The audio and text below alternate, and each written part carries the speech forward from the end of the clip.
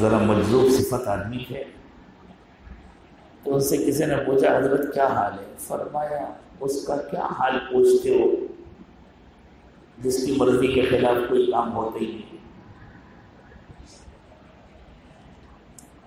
تو ان کو تعجب ہوا، حضرت کیا بات ہے؟ ہاں کوئی کام میری مرضی کے خلاف نہیں ہوتا۔ حضرت اتنی بڑی بات کہہ رہے ہیں آپ، ایسا کیسے ہوتا ہے؟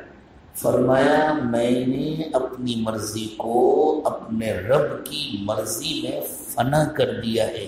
جو میرے رب کی مرضی ہوتی ہے میں ہمیشہ اسی سے خوش رہتا ہوں۔ میرا نفع ہو تو میں خوش، میرا نقصان ہو تو میں خوش۔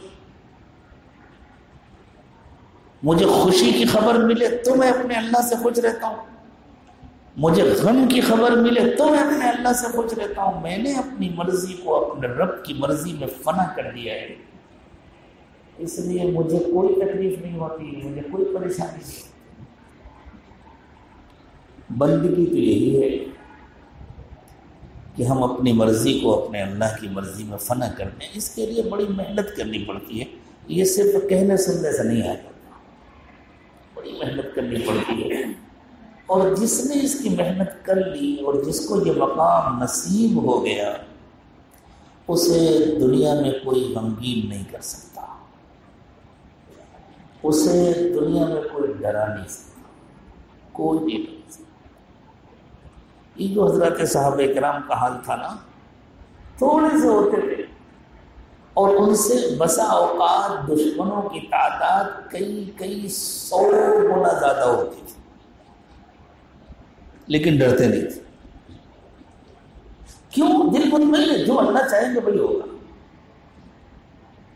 اگر ہمیں اللہ بچانا چاہیں گے تو کوئی نقصان نہیں پہنچا سکتا، اور اگر اللہ ہمیں موت دینا چاہتے ہیں تو ہم خوشی خوشی شہادت کی موت قبول کر لیں گے، ہمیں کوئی غم نہیں۔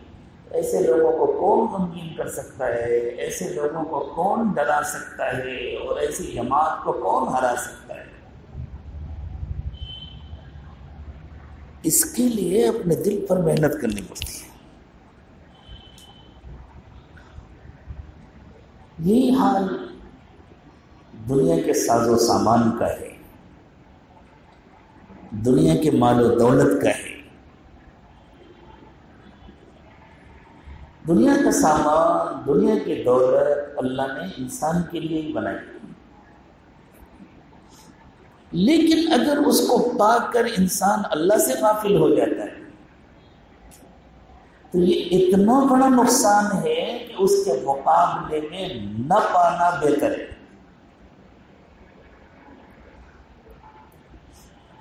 بہت چھوٹی سی مثال سے اس کو سمجھیں۔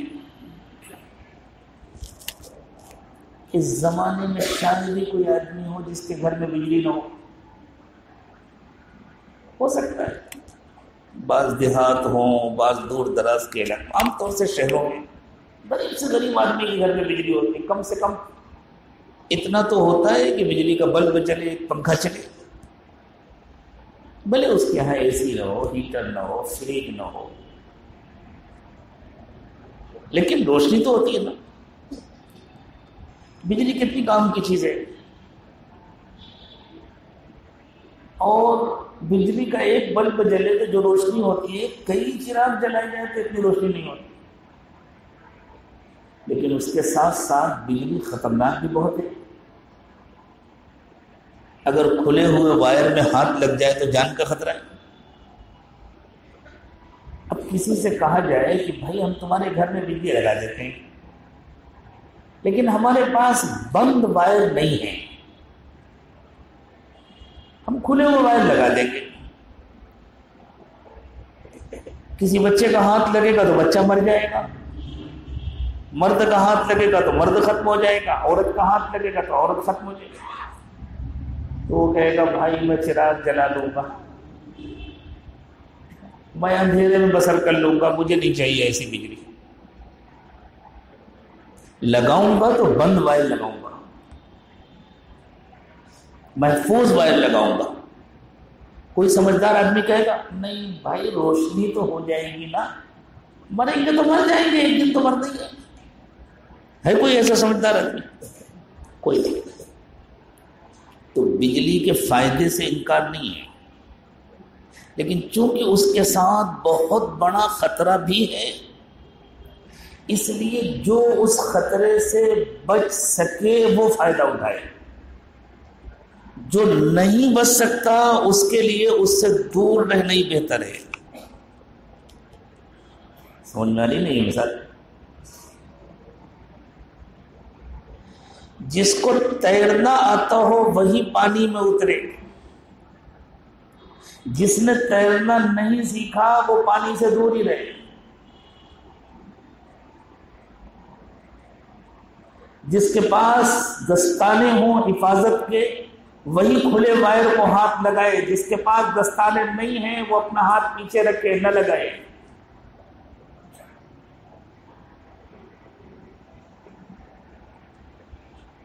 یہی حال دنیا کی دولت کا بھی ہے۔ یہ دولت انسان کو بہت جلدی اللہ سے دور کر دیتی ہے۔ یہ دولت انسان کے اندر بہت جلدی ایسی خطرناک بیماریاں پیدا کر دیتی ہے جن کے نتیجے میں وہ ہمیشہ کے لیے جنت سے محروم ہو جاتا ہے، جہنم کا ایندھن بن جاتا ہے۔ یہ دولت دل میں بڑائی پیدا کرتی ہے۔ یہ دولت انسان کے اندر ریاکاری پیدا کرتی ہے، میرا نام ہو، میری شہرت ہو، لوگ مجھے پہچانیں، میری بات چلے۔ یہ اتنی خطرناک بیماریاں ہیں، اتنی خطرناک بیماریاں ہیں کہ اگر ان بیماریوں کا علاج نہیں ہوا تو قیامت کے دن آدمی حسرت کرے گا، کاش کہ مجھے ایک پیسہ نہ ملا ہوتا، لیکن میں ان بیماریوں سے بچ گیا ہوتا، اسی دولت کی وجہ سے میرے اندر یہ بیماری آئی۔ رسول اللہ صلی اللہ علیہ وسلم نے ارشاد فرمایا کہ اگر کسی دل میں بڑائی ہے، اپنی بڑائی ہے، اور پھر اس کا علاج نہیں ہوا اور اسی بڑائی کے ساتھ زندگی گزر گئی اور انسان مر گیا، تو وہ جنت میں کبھی نہیں جائے۔ یہ جو جملہ ہے حضور کا، وہ جنت میں کبھی نہیں جائے گا، اس جملے کے اندر یہ معنی خود بخود چھپے ہوئے ہیں کہ اگر اس نے اس بڑائی کا علاج نہیں کیا اور اس سے سچی توبہ نہیں کی تو اسے ایمان کی موت نصیب نہیں ہوگی۔ کسی متکبر کو ایمان کی موت نصیب نہیں ہوتی۔ اور دولت کے ساتھ کبر کتنی جلدی آ جاتا ہے۔ کبر کا علاج ہو جائے پھر دولت بہت اچھی چیز ہے، ریاکاری کا علاج ہو جائے پھر دولت بہت اچھی چیز ہے۔ اسی لیے اللہ کے نبی صلی اللہ علیہ وسلم نے فرمایا کہ اللہ تعالیٰ کو وہ مالدار بندہ بہت پسند ہے جو متقی ہو، مالدار ہو، خوب اللہ نے نوازا ہو، لیکن متقی ہو۔ اور جب وہ متقی ہوگا تو اس کو اس کا شوق نہیں ہوگا لوگ مجھے جانیں، لوگ مجھے پہچانیں۔ اللہ چاہیے اور لوگ اسے پہچان لیں، الگ بات ہے، اس کے اندر شوق نہیں ہوگا کہ لوگ مجھے جانیں، لوگ مجھے پہچانیں۔ تو فرمایا اللہ کے نبی صلی اللہ علیہ وسلم نے کہ اللہ تعالیٰ کو وہ مالدار بندہ پسند ہے جو متقی ہو اور چھپ کے رہتا ہو، کوئی نہیں پہچانتا تو اسے شوق نہ ہو کہ مجھے میں اپنی پہچان کروں، آرام سے رہتا۔ یوں نہیں فرمایا اللہ کے نبی صلی اللہ علیہ وسلم نے کہ اللہ تعالیٰ کو دولت ہی پسند نہیں ہے، دولت اللہ کی بہت بڑی نعمت ہے، لیکن اس کے ساتھ جو خطرات لگے ہوئے ہیں ان خطرات سے بچنا ضروری ہے، اور اگر ان خطرات سے کوئی نہیں بچ سکتا تو پھر غریب رہنا ہی بہتر ہے۔ جیسے اگر کرنٹ کے خطرے سے نہیں بچ سکتا کوئی تو گھر میں اندھیرا بہتر ہے کہ کم از کم اندھیرا رہے گا، رات گزر جائے گی، لیکن اگر کھلے ہوئے وائر میں ہاتھ لگ گیا تو جان چلی گئی۔ جان جانا اتنا خطرناک نہیں ہے ایمان جانا جتنا خطرناک ہے۔ خدا نہ خواستہ ایمان چلا گیا تو ہمیشہ جہنم میں رہنا پڑے گا۔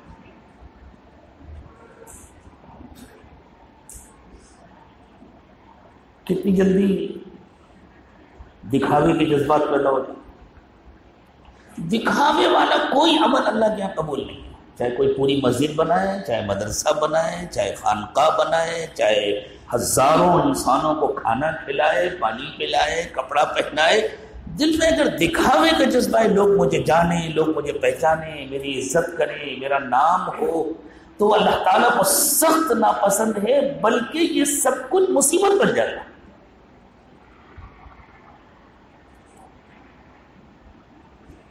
خود اللہ کے نبی صلی اللہ علیہ وسلم نے اپنی ذات کے لیے دولت کو پسند نہیں کیا، اس لیے کہ سچی بات ہے کہ آخرت کا جتنا یقین ہوتا ہے اور اللہ سے جتنا تعلق مضبوط ہوتا ہے، آدمی کا دل پھر اسی طرف متوجہ رہتا ہے۔ اسی لیے اگر دل میں اللہ کا یقین ہے، آخرت کا یقین ہے، اور پھر اللہ تعالیٰ نے دولت بھی عطا فرما دی، تو پھر انسان اس دولت کے ذریعے بھی اپنی آخرت بنانے کی کوشش کرتا ہے۔ پھر اس کو گویا آج کی زبان میں اللہ کے پاس انویسٹ کرتا ہے، وہ ضرورت مندوں پر، وہ غریبوں پر، وہ محتاجوں پر، وہ بیواؤں پر، وہ یتیموں پر، وہ مریضوں پر، بیماروں پر خرچ کرتا ہے، یہ سمجھ کر کہ میں اپنا پیسہ اللہ کے پاس انویسٹ کر رہا ہوں اور اللہ کے خزانے میں کوئی کمی نہیں، اللہ تعالیٰ اتنا بڑھا کے دیں گے کہ میں سوچ بھی نہیں سکتا۔ اور جب اس کے دل میں اللہ کا یقین ہوتا ہے، پھر وہ اپنی بیوی پر بھی خرچ کرتا ہے، تو اس لیے خرچ کرتا ہے کہ یہ میرے ذمہ اللہ نے کیا ہے، تو وہ بھی اللہ کے پاس انویسٹمنٹ ہے۔ وہ اپنے بچوں پر بھی اس لیے خرچ کرتا ہے کہ بچوں کی ضرورتیں اللہ نے میرے ذمہ کی ہیں، مجھے حلال طریقے سے خرچ کرنا ہے۔ پھر وہ حرام کا تو تصور بھی نہیں کر سکتا، سوچ بھی نہیں سکتا، وہ نہایت حلال اور پاکیزہ پیسہ حاصل کرتا ہے، اور اس کو جہاں بھی خرچ کرتا ہے اللہ کمانے میں بھی برکت دیتے ہیں، خرچے میں بھی برکت دیتے ہیں۔ تو اس کا سیکھنا ضروری ہے، اپنے دل کا حال درست کرنا ضروری ہے، پیسہ کیسے کمانا ہے یہ بھی سیکھنا ضروری ہے تاکہ حرام نہ آنے پائے، کیسے خرچ کرنا ہے یہ بھی سیکھنا ضروری ہے تاکہ وہ خرچ وبال نہ بننے پائے، مصیبت نہ بننے پائے۔ جب دل کا علاج نہیں ہوتا، جب انسان نے نہیں سیکھا ہوتا، تو اگر کمانے میں بچ بھی گیا، اول تو اس زمانے میں یہ بھی آسان نہیں ہے، آنا چاہیے، بس کیسے بھی آنا چاہیے، اگر بچ بھی گئے زمانے میں تو خرچ کرتے وقت خیال ہوتا ہے میرا پیسہ ہے، میں جیسے چاہوں خرچ کروں، میرا پیسہ، یہ تصور ایمان کے ساتھ نہیں جڑتا۔ میرا پیسہ کیا چیز ہے؟ یہ تو قارون کا قول تھا۔ سیدنا موسیٰ علیہ السلام نے جب قارون سے کہا تھا اللہ نے تجھے دولت دی ہے، اللہ کو راضی کرنے کے لیے اس کو خرچ کر، اور قارون کون تھا؟ حضرت موسیٰ علیہ السلام کا سگا رشتہ دار تھا، چچا زاد بھائی تھا، کوئی ایرا غیرا نہیں تھا، وہ کوئی دوسرے خاندان کا نہیں تھا۔ ہم لوگ بھی بڑے خوش ہوتے ہیں نا، فلاں بزرگ ہمارے چچا ہیں اور فلاں اللہ والے ہمارے نانا ہیں۔ ارے ہوں گے تمہارے چچا، ہوں گے تمہارے نانا، تم کیا ہو؟ اللہ کیا تمہیں تولا جائے گا، تم کیا ہو؟ مجھے تولا جائے گا، آپ کو تولا جائے گا۔ تو قارون نے حضرت موسیٰ علیہ السلام کو جواب دیا انما اوتیتہ علی علم عندی، یہ مال تو میں نے اپنے ہنر سے، اپنی محنت سے کمایا ہے، تو میرا ہے، میں کیوں خرچ کروں ان پر؟ فخسفنا به وبداره الارض، اللہ نے اس کو اور اس کے گھر کو ایک ساتھ دھسا دیا، اسے بھی دھسا دیا، اس کے گھر کو بھی دھسا دیا۔ اللہ تعالیٰ ہم سب کی حفاظت فرمائے۔ اور یہ اللہ تعالیٰ نے قرآن پاک میں نقل کر کے ہم سب کو تنبیہ کر دی، آگاہ کر دیا، دیکھو جس کی سوچ قارون جیسی ہوگی اس کا انجام بھی قارون جیسا ہوگا، پھر اسے دھسنا ہی دھسنا ہے۔ اس کا دھسنا سب کو آنکھوں سے نظر آئے یا نہ نظر آئے، لیکن اس کی بربادی سب کو نظر آئے گی۔ اللہ ہم سب کی حفاظت۔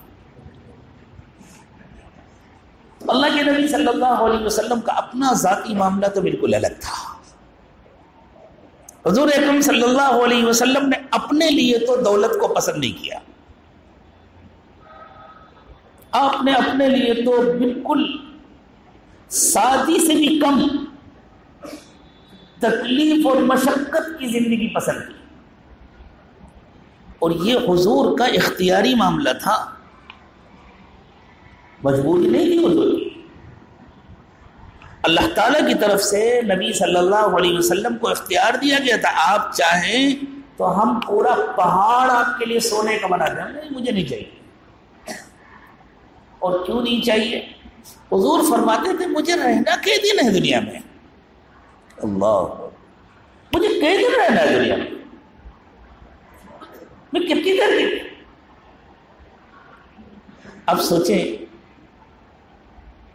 ایک آدمی گھر سے ناشتہ کر کے نکلا، اسے کلیان جانا ہے اور پھر واپس آنا ہے، 1 گھنٹے میں 2 گھنٹے میں آ جانا ہے. ناشتہ کر کے نکلا، دوپہر کے کھانے کے وقت سے پہلے آ جائے گا. اب اس سے بہت محبت کرنے والی بیوی نے کہا میں آپ کے لیے کچھ پکا کر کے ساتھ میں باندھ دوں. تو وہ کیا جواب دے گا؟ ارے کیا ضرورت ہے اس کی، مجھے وہاں رکنا کتنی دیر ہے، ابھی میں نے ناشتہ کیا ہے نا، ابھی میں کھانے کے وقت میں انشاءاللہ آ جاؤں گا، کیا ضرورت ہے بوجھ اٹھا کر کے جاؤں. تم نے نہیں، مجھے کچھ ضرورت نہیں، کچھ دینے کی ضرورت نہیں، بس میں جا رہا ہوں اور آتا ہوں. سچی بات یہ ہے کہ جب دنیا کی حقیقت کا یقین ہو جاتا ہے نا دنیا کتنی ہے، تو پھر یہی ذہن بنتا ہے کئی دن رہنا ہے یار. تو اللہ کے نبی صلی اللہ علیہ وسلم کی جو فقر و فاقے کی زندگی تھی، حضور کی جو تکلیف و مشقت کی زندگی تھی، اس پر اگر کبھی صحابہ کرام نے اپنے غم کا، اپنی تکلیف کا اظہار کیا تو حضور نہیں غمگین ہوتے تھے کہ ہاں میں کیا بتلاؤں، بڑی تکلیف ہے، بڑی مشقت ہے، بس جی رہا ہوں اس حال میں. حضور فرماتے تھے نہیں، مجھے دنیا سے کوئی دلچسپی نہیں ہے، مجھے کیا کرنا ہے، مجھے کئی دن یہاں رہنا ہے، میرے پاس میرے لیے تو اللہ کے پاس نعمت ہے. اور حضور اکرم صلی اللہ علیہ وسلم نے اپنے لیے اس کو اس لیے بھی پسند فرمایا تھا تاکہ امت کے کسی غریب سے غریب انسان کا بھی دل چھوٹا نہ ہو. وہ دیکھے کہ بھئی اس سے زیادہ تکلیف کی زندگی تو میرے آقا نے گزاری ہے، میں اپنے اللہ سے خوش ہوں. لیکن حضور اکرم صلی اللہ علیہ وسلم نے اس کو پسند نہیں فرمایا کہ ساری امت غریب رہے. اس فرق کو سمجھنا چاہیے.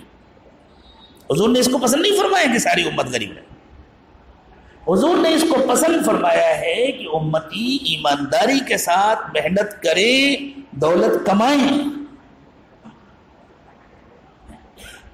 لیکن اپنا آخرت کا نقصان نہ کریں. اس طرح نہ کمائیں کہ اللہ ناراض ہو جائے، اس طرح کمائیں کہ اللہ راضی ہو. پھر جو اللہ عطا فرمائے اس کو اپنا نہ سمجھیں، اللہ کی امانت سمجھیں. اللہ کی امانت سمجھ کر اپنے آپ پر بھی خرچ کریں، اپنی بیوی پر بھی خرچ کریں، اپنے بچوں پر بھی خرچ کریں. یہ سمجھ کر خرچ کریں یہ اللہ کا ہے، اللہ نے مجھے خرچ کرنے کی اجازت دی ہے. اب اپنے اوپر جو خرچ کریں گے نا، یہ سمجھ کر جب بندہ خرچ کرے گا اللہ نے مجھے خرچ کرنے کی اجازت دی اس لیے میں خرچ کر رہا ہوں، یہ میرا نہیں اللہ کا ہے، تو اس پر بھی ثواب ملے گا. بیوی پر خرچ کرنے پر بھی ثواب ملے گا، بچے پر خرچ کرنے پر بھی ثواب ہوگا، گھر کی ضرورتوں پر خرچ کرنے پر بھی ثواب ہوگا. اور اس کے ساتھ اپنے ماں باپ پر بھی خرچ کریں، اپنے رشتہ داروں پر بھی خرچ کریں، اپنے دوست احباب پر بھی خرچ کریں، اللہ کو راضی کرنے کے لیے. دوسرے ضرورت مندوں پر بھی خرچ کریں اللہ کو راضی کرنے کے لیے.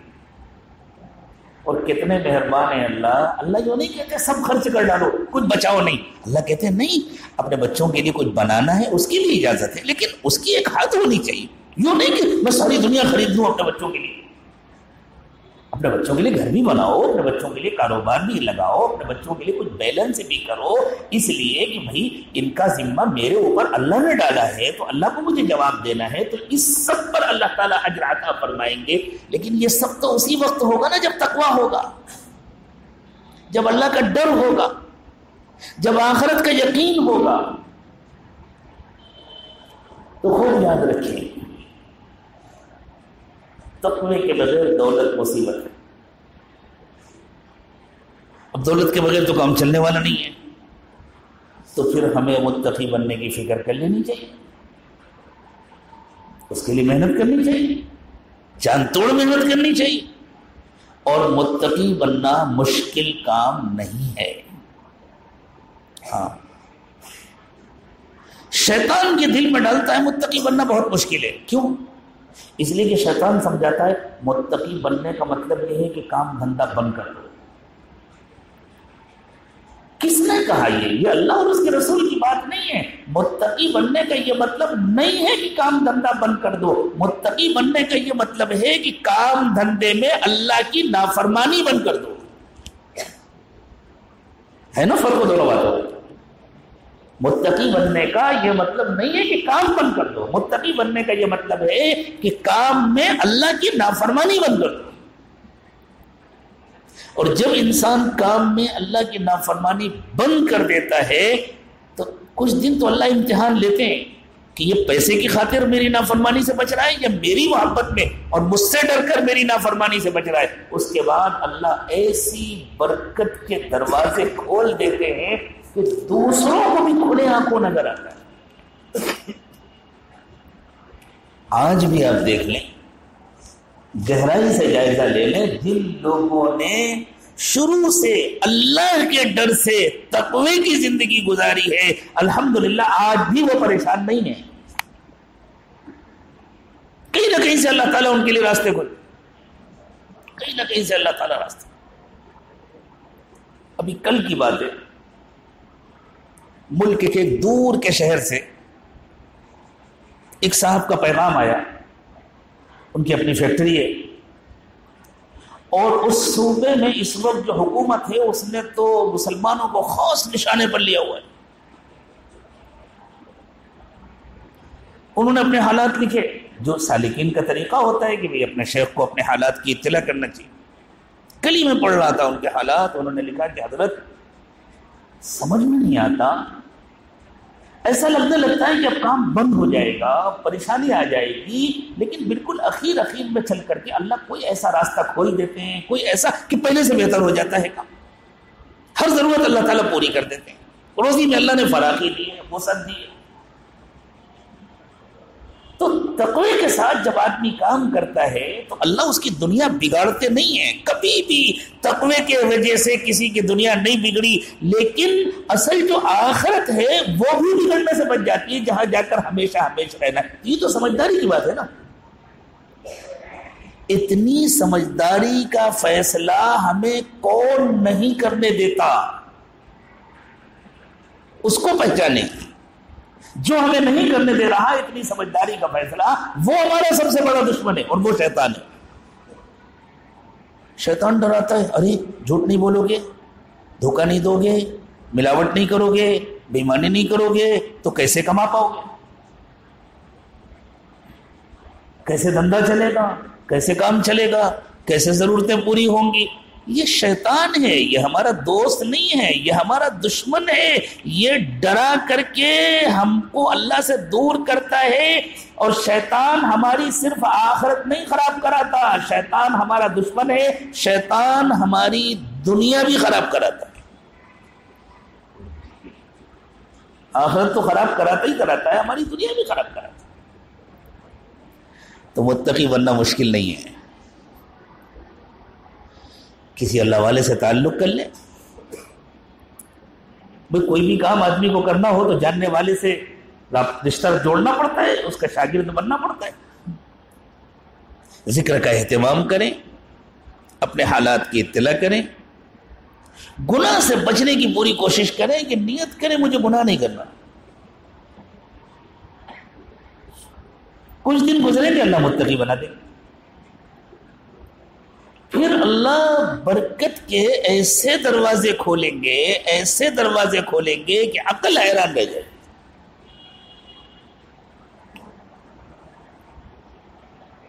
ابھی کچھ دن پہلے میں دہلی گیا ہوا تھا, تو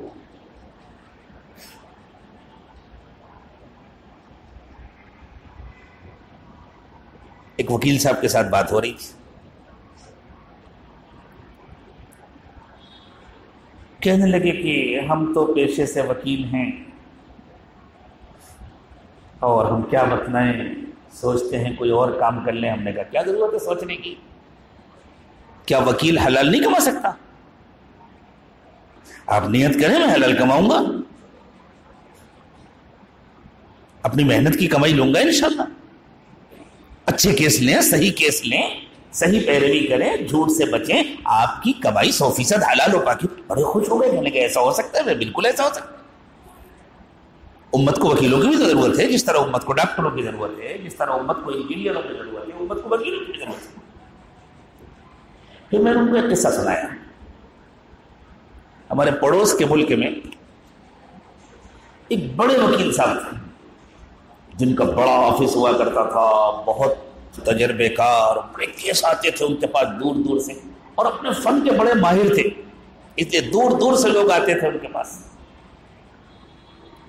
اللہ کی شان، وہ ہمارے حضرت پیر صاحب کے بیانات سننے لگے. اللہ نے دل کا حال بدلا، حضرت سے بیعت ہو گئے.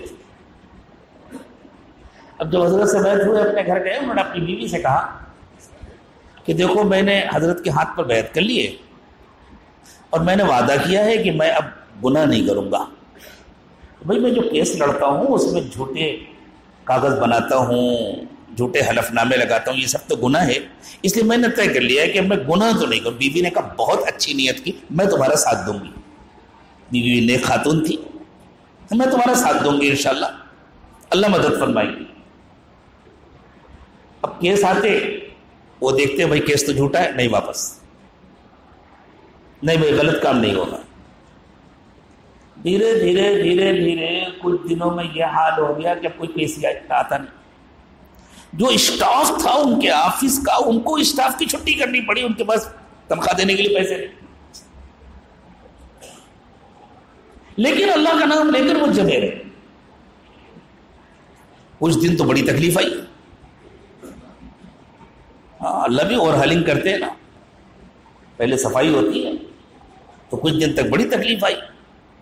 لوگ مذاق اڑانے لگے، اچھا بھلا وکیل تھا، پتہ نہیں کس ملا کے چکر میں پڑ گیا. جیسے اس زمانے میں مذاق اڑایا جاتا ہے، پتہ نہیں کس کے چکر میں پڑ گیا، دیکھو فقیر ہو گیا بالکل. لیکن بھائی سچے کیس بھی تو ہوتے ہیں.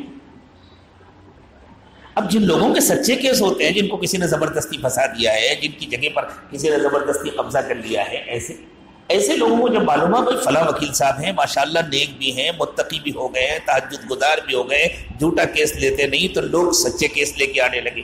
اب وہ جب کیس لیتے تو کہتے دیکھو بھائی اگر مجھے درمیان میں بھی اندازہ ہوا کہ تمہارا کیس جھوٹا ہے تو میں چھوڑ دوں گا، میں وہیں پر چھوڑ دوں گا، بالکل سچا کیس ہوگا تو میں لڑوں. لوگ یقین دلاتے، وہ پوری چھان پٹک کر کے اطمینان کر کے لے جاتے. اب جب کورٹ میں جاتے تو انہوں نے اتنی محنت کی ہوتی تھی کہ جب ججز اس پر تحقیق کرتے تو ان کو اندازہ ہوتا ہے کہ بھئی ان کا کیس تو بالکل سچا ہے. 1 کیس 2 کیس 10 کیس 20 کیس. اب ججوں کو اندازہ ہوا کہ بھئی یہ تو بہت نیک آدمی ہے، تو نتیجہ یہ نکلا کہ جج بھی ان کا بے انتہا احترام کرنے لگے. وہ ہائی کورٹ کے وکیل تھے اور جب وہ کوئی کیس لے کر کے جاتے تو اس میں بہت جلدی فیصلہ ہو جاتا، اس لیے کہ ججوں کو محنت نہیں کرنی پڑتی. وہ کہتے ہماری ساری محنت یہ کر کے آئے. وہاں پورے ملک میں مشہور ہو گیا کہ صاحب یہ تو صرف سچے کیس لیتے. نتیجہ یہ نکلا کہ پہلے سے بڑا اسٹاف ان کو رکھنا پڑا، پہلے سے زیادہ اللہ تعالیٰ نے ان کی آمدنی کرا دی، اور کورٹ میں جاتے تو ہر شخص احترام میں کھڑا ہو جاتا. جو سچا ہوتا ہے نا اللہ دلوں میں اس کی عزت ڈالتے ہیں. اور پھر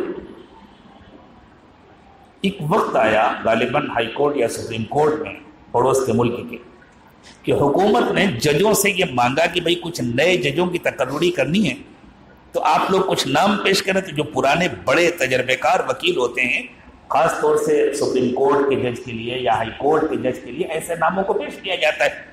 تو ججوں نے فوراً ان کا نام پیش کیا کہ بھئی یہ تو بہت نیک اور متقی آدمی ہے، لو آج وہ جج بن کر بیٹھ جاتا ہے، موجود ہیں. ان کو تو ہم نے دیکھا نہیں. اب ہم آپ کو اپنا ایک ذاتی تجربہ سنا دیں. ہمارے ایک دوست ہیں جو سی اے ہیں اور بہت مشہور سی اے تھے، بڑا اسٹاف تھا، خوب دولت کی فراوانی تھی اور حلال و حرام سب آتا تھا. اور زندگی گناہوں میں ڈوبی ہوئی. جب حرام آتا ہے نا تو زندگی میں گناہوں میں ڈوبی ہوئی. اللہ کی شان, اللہ نے توبہ کی توفیق دی, توبہ کر لیا. ہم نے ان سے وعدہ کرایا, اب وعدہ کر لو گناہ نہیں کریں گے, گناہ چھوڑ دیا. جھوٹ بند. یہ طے کیا جو کمپنی بھی حرام کام کرتی ہوگی, کوئی حرام سامان بیچتی ہوگی, اس کا اکاؤنٹ ایڈٹ نہیں کریں گے, چھوڑ دیا. پریشانیاں آنے لگی. دینی بیانات سنتے تھے, تسلی ہوتی تھی, ساجد سے مشورہ کرتے تھے, تسلی دیتا تھا عاجز بھائی کچھ دنوں کے لیے امتحانات ہوتے ہیں. انہوں نے بتلایا کہ حضرت ایک وقت آیا گھر میں 3 گاڑیاں کھڑی ہوئی ہیں, 2 کاریں, 1 اسکوٹر, اور پیٹرول ڈالنے کے پیسے نہیں ہیں, میں کسی کام سے پیدل جا رہا ہوں. بچہ اسکول سے واپس آ گیا فیس نہ ادا کرنے کی وجہ سے. کہتے میں نے اللہ سے دعا کیا, اللہ میں کمزور بندہ ہوں, مدد فرمائیے. مجھے تسلی ہوئی, حضرت نے کہا تھا کچھ دنوں کی آزمائش ہے. چلا. اس کے بعد جب اللہ تعالیٰ نے حالات بدلے اور جو اچھے کام کرنے والے لوگ تھے وہ خود آنے لگے, آپ یقین مانیے ایک دن میرے پاس ان کا فون آیا تو وہ رو رہے تھے اور یوں کہہ رہے تھے کہ حضرت اتنی دولت آ رہی ہے, اتنی دولت آ رہی ہے کہ مجھے ڈر لگتا ہے کہیں میرا دل نہ بگڑ جائے, کہیں میرے اندر بڑائی نہ. اب اس کا ڈر لگ رہا ہے اس دولت کے نتیجے میں کہیں میرے اندر بڑائی نہ. نہیں, یہ ڈر ہی تو قیمتی ہے. سب کو دکھا دیا اللہ تعالیٰ نے. سوروں حرام کمانے والے کھلی آنکھوں کیا پھٹی آنکھوں دیکھ رہے ہیں کہ دیکھو یہ بھی تو ہے انسان. جس نے نیت کر لی کہ میں حلال کماؤں گا تو اللہ حلال کتنا دے رہے ہیں, بے حساب عطا فرما رہے ہیں. کبھی اللہ کا کہنا ماننے سے کسی کی دنیا نہیں بگڑتی. کیوں؟ اس لیے کہ دنیا اللہ نے بنائی ہے نا, کسی اور نے تھوڑی بنائی ہے. دنیا کا نظام اللہ چلاتے ہیں, کوئی اور تھوڑی چلاتا ہے. شیطان ہمیں ڈراتا ہے. اب ہمارا حال یہ ہے کہ ہم دنیا کمانے میں لگے رہتے ہیں, اللہ کو منانے میں نہیں لگتے, اللہ کو راضی کرنے میں نہیں لگتے. نتیجہ یہ نکلتا ہے کہ ہم دنیا سے فائدہ بھی نہیں اٹھا پاتے, دنیا جمع ہو جاتی ہے, سکون سے محروم رہتے ہیں, اور جو چھوڑ کر جاتے ہیں بعد میں بچے اس پر لڑتے ہیں. نہ ہمیں سکون ملتا ہے, نہ ہماری اولاد کو سکون ملتا ہے, نہ قبر میں سکون, نہ حشر میں سکون. اور اللہ کو راضی کر لیں, تقوی کی زندگی گزاریں, پھر اللہ خوب بابرکت دنیا عطا فرمائیں گے. پھر جتنے دن جئیں گے انشاءاللہ سکون کے ساتھ رہیں گے. ہمارے مرنے کے بعد انشاءاللہ بچے بھی خوش خرم رہیں گے, اور وہ بھی حلال و پاکیزہ روزی سے پلے بڑے ہوں گے. اس لیے اور جب ہم انشاءاللہ قبر میں جائیں گے تو ہم قبر میں بھی آرام سے رہیں گے, اور جب قیامت کے دن اٹھیں گے تو پل صراط سے بھی آرام سے گزریں گے, اور انشاءاللہ آرام سے جنت میں جائیں گے. یہ ہے نا اچھا سفر, یہ ہے اچھی زندگی, اچھی بہت اچھا انجام. تو خوب یاد رکھیں قرآن و حدیث میں دولت کی اور دنیا کی جو مذمت کی گئی ہے وہ اس دنیا کی مذمت کی گئی ہے جو انسان کو اللہ سے غافل کرے. اس لیے خوش نہیں ہو جانا چاہیے. تب کیا ہے, تب ہم دنیا کماتے رہے. اگر ہماری دنیا ہمیں اللہ سے غافل کر رہی ہے تو یہ ہمارے لیے زہر سے زیادہ خطرناک ہے. اب دنیا کو تو نہیں چھوڑ سکتے, ابھی فاقے نہیں کر سکتے, اب بلڈنگ چھوڑ کر کے جھوپڑے میں جا کے نہیں رہ سکتے, اب کار سے اتر کر کے سائیکل نہیں چلا سکتے. اللہ نہ کرے کہ کبھی ایسا ہو, اللہ نہ کرے کہ اب بلڈنگ سے نکل کے جھوپڑے میں رہنا پڑے. تو بھائی پھر متقی بن جائیں, یہ تو کر سکتے ہیں نا. اللہ کو راضی کر لیں, یہ تو کر سکتے ہیں. گناہوں کو چھوڑ دیں, یہ تو کر سکتے ہیں. یہ نیت کر لیں انشاءاللہ حرام نہیں کمائیں گے, اور اگر ہماری کمائی میں کہیں سے حرام آ گیا اس کو نکالیں گے, اس کو چھانٹیں گے, الگ کریں گے. کسی کا حق ہمارے ذمہ باقی ہے, پہلی فرصت میں اس کو ادا کریں گے, اور آگے کے لیے طے کریں. کسی کا حق باقی نہیں رہے.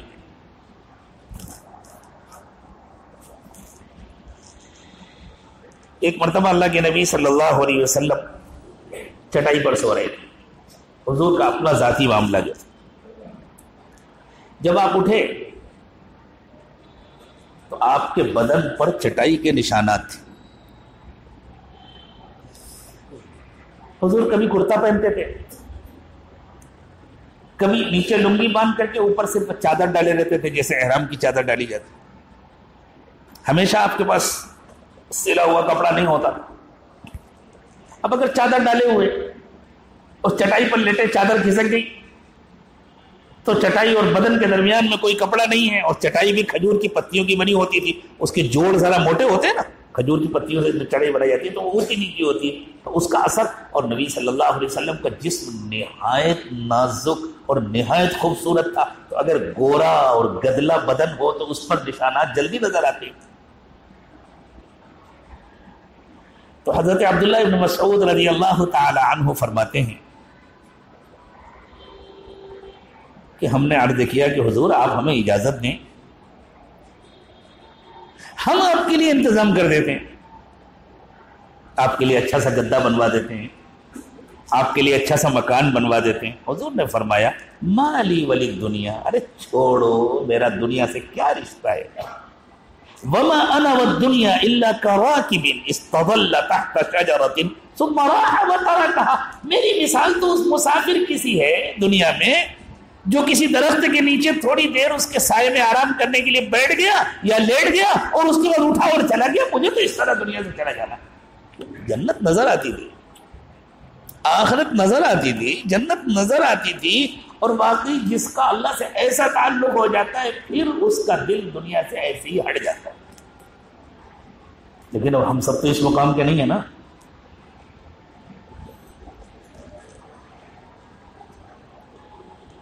ایک دن ایسا ہوا کہ مسجد میں کچھ صحابہ کرام تشریف فرما تھے یا کسی مجلس میں تھے, کسی جگہ بیٹھے تھے. حدیث میں مسجد کا لفظ نہیں ہے, ہو سکتا ہے مسجد میں رہے ہوں یا کسی اور جگہ رہے ہوں. اللہ کے رسول صلی اللہ علیہ وسلم آرام فرما کر اپنی ضروریات سے فارغ ہو کر غسل کر کے باہر تشریف لائے حضرات صحابہ کرام کے پاس. آپ کے بال کچھ بھیگے ہوئے تھے. جب انسان آرام کر چکا اور پھر غسل کر چکا اس وقت اس کی طبیعت ذرا خوش ہوتی ہے, ہچاش بچاش ہوتی ہے. تو صحابہ کو دیکھ کر بڑی خوشی ہوئی. صحابہ نے عرض کیا کہ حضور اس وقت آپ بہت خوش نظر آ رہے ہیں. حضور نے فرمایا ہاں الحمدللہ. پھر اللہ کے نبی صلی اللہ علیہ وسلم ان لوگوں کے ساتھ بیٹھ گئے. صحابہ کرام کہتے ہیں ہم لوگ بات کرنے لگے کہ مالدار ہونا اچھا ہے یا فقیر رہنا اچھا ہے. اس موضوع پر صحابہ کہہ رہے ہیں, ہم لوگ حضور کی موجودگی میں بات کرنے لگے کہ مالدار ہونا اچھا ہے یا فقیر ہونا اچھا ہے. تو رسول اللہ صلی اللہ علیہ وسلم نے ارشاد فرمایا دیکھو جس کے دل میں تقوی ہو اس کے لیے مالدار ہونے میں کوئی حرج نہیں ہے. کسی اعلیٰ درجے کی نصیحت. مالدار ہونا برا نہیں ہے لیکن بغیر تقوی کے مالدار ہونا برا ہے. فرمایا لا بأس بالغنى لمن اتق اللہ عز وجل, جو اللہ سے ڈرتا ہو, جس کے دل میں تقوی ہو اس کے لیے مالدار ہونا برا نہیں.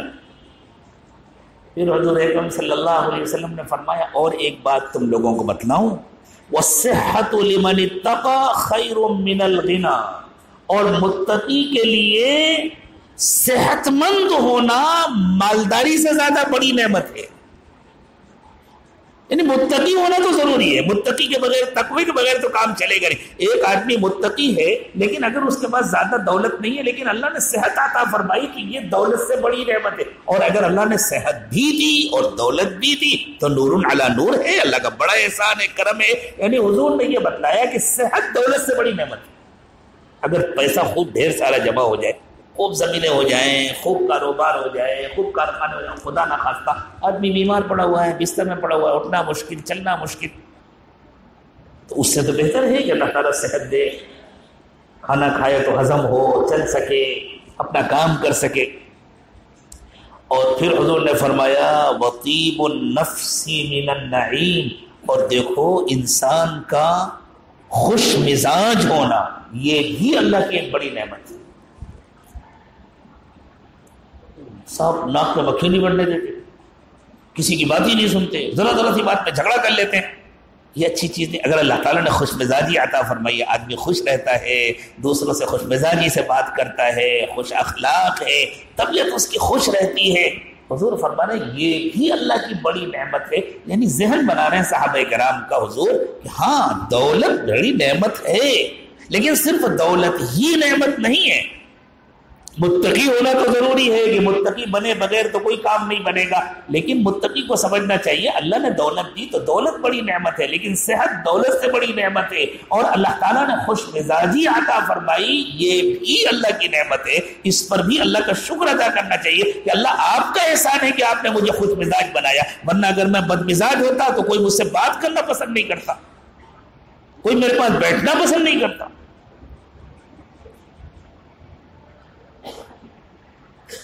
ایک صحابی فرماتے ہیں کہ اللہ کے رسول صلی اللہ علیہ وسلم نے ارشاد فرمایا ان اللہ یحب العبد التقی الغنی الخفی. اللہ تعالی کو وہ بندہ بہت اچھا لگتا ہے جو متقی بھی ہو، مالدار بھی ہو اور چھپ کر رہتا ہو. یعنی اس کی اپنی یہ خواہش نہ ہو کہ لوگ مجھے پہچانیں. پھر اللہ لوگوں کے دلوں میں ڈال دیتے ہیں، لوگ پہچانتے ہیں، یہ اللہ کا کام ہے. پھر اللہ لوگوں کے دلوں میں ڈال دیتے ہیں، لوگ اس کا احترام کرتے ہیں، لوگ اس کی عزت کرتے ہیں، یہ اللہ کا اس کے ساتھ معاملہ ہے. اس کی اپنی یہ خواہش نہ ہو کہ لوگ میری عزت کریں، لوگ مجھے پہچانیں، وہ عام سی زندگی گزارتا ہوں. اللہ کے نبی صلی اللہ علیہ وسلم نے باقاعدہ صحابہ کرام کو اس کی تعلیم دی کہ دیکھو پیسے کمانا برا نہیں ہے، یہ نیکی نہیں ہے کہ تم پیسے نہ کماؤ. دیندار بننے کا یہ مطلب نہیں ہے کہ تم کاہل ہو جاؤ، سست ہو جاؤ. اس زمانے میں بڑی انتہا پسندی ہے اس سلسلے میں امت میں. جو پیسے کمانے میں لگے انہیں اللہ کے حکم کی پرواہ نہیں. جن کے دل میں تھوڑا سا تقویٰ آ جاتا ہے وہ کاہل ہو جاتے ہیں، پڑے رہتے ہیں، کماتے نہیں.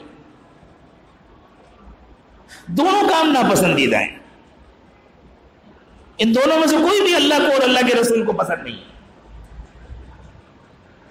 اللہ تعالیٰ یہ چاہتے ہیں کہ انسان کمائے، حلال کمائے، خوب محنت کر کے کمائے، لیکن اس محنت کے نتیجے میں اللہ کا کوئی حکم نہ ٹوٹنے پائے. نماز کا وقت ہوا، بھائی اللہ نے بلایا، نماز پڑھنے جا رہا ہوں، اللہ کا حکم نہیں توڑوں گا، اس لیے کہ میں اللہ کو راضی کرنے کے لیے کما رہا ہوں. اس لیے کمائیں تاکہ میں اپنے اوپر اور اپنے بال بچوں پر حلال پیسے خرچ کروں، میں حرام سے بچوں، کسی کے سامنے ہاتھ نہ پھیلاؤں. ہاتھ پھیلانا بھی حرام ہے. سیدنا ابو ہریرہ رضی اللہ تعالی عنہ روایت کرتے ہیں، فرماتے ہیں کہ اللہ کے نبی صلی اللہ علیہ وسلم نے ارشاد فرمایا من طلب الدنیا حلالا، جس نے حلال طریقے پر مال کمایا. اور کمائی کا مقصد یہ نہیں ہے کہ میں بڑا مالدار ہو جاؤں گا تو میں گنتی میں آؤں گا، لوگ میری عزت کریں گے، یہ تو بہت خطرناک جذبہ ہے. استعفافا عن المسئلہ،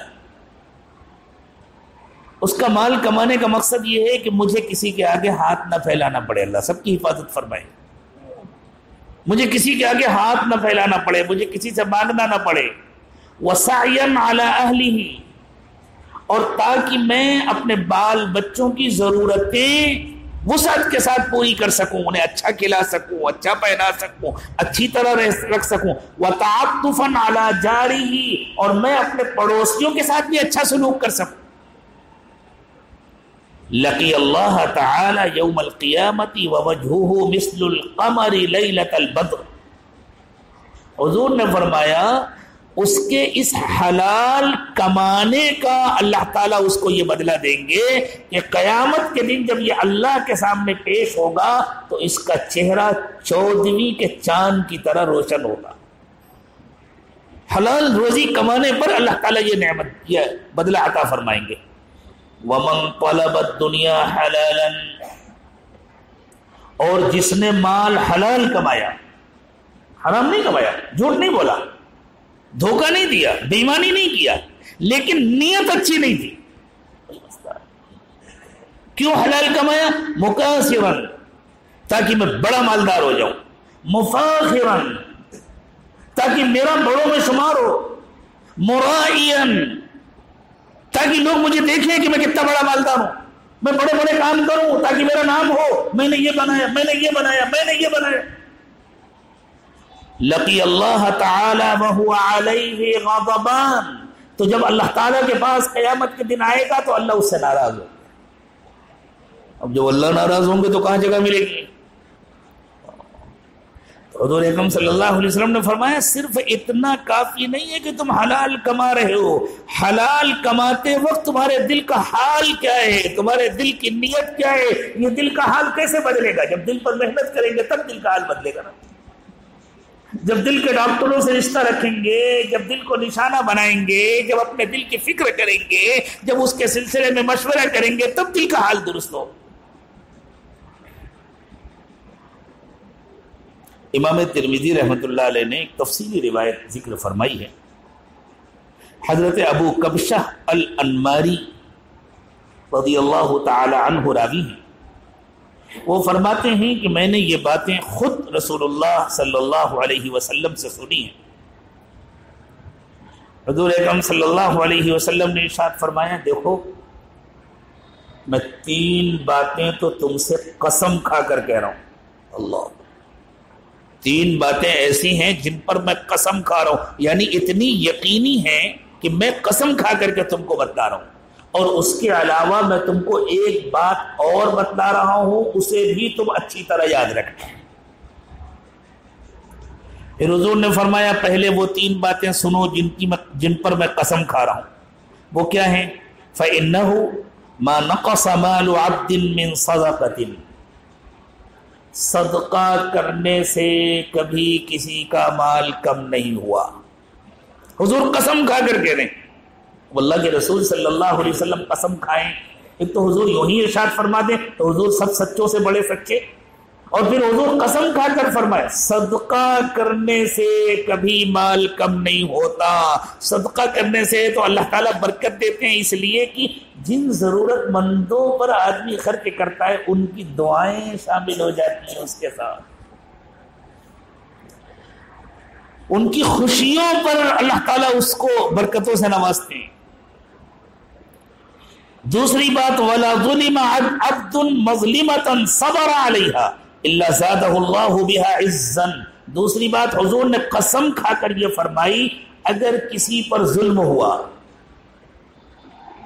اور اس نے اللہ کے لیے صبر کر لیا، میں جواب نہیں دوں گا، میں بدلہ نہیں لوں گا، میں اللہ کے لیے صبر کروں گا، تو کبھی بھی اس کی عزت کم نہیں ہوگی، اللہ تعالیٰ اس کی عزت بڑھا دیں گے۔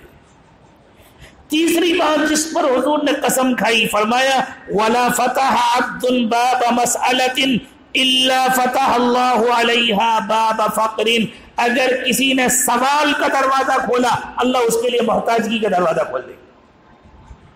دوسروں سے امید لگائی اور مانگنا شروع کیا، بس پھر اللہ کہیں گے اب تمہاری قسمت میں یہی ہے، اب تم مانگ مانگ کے کھاؤ، اب تمہاری روزی میں برکت نہیں دیں۔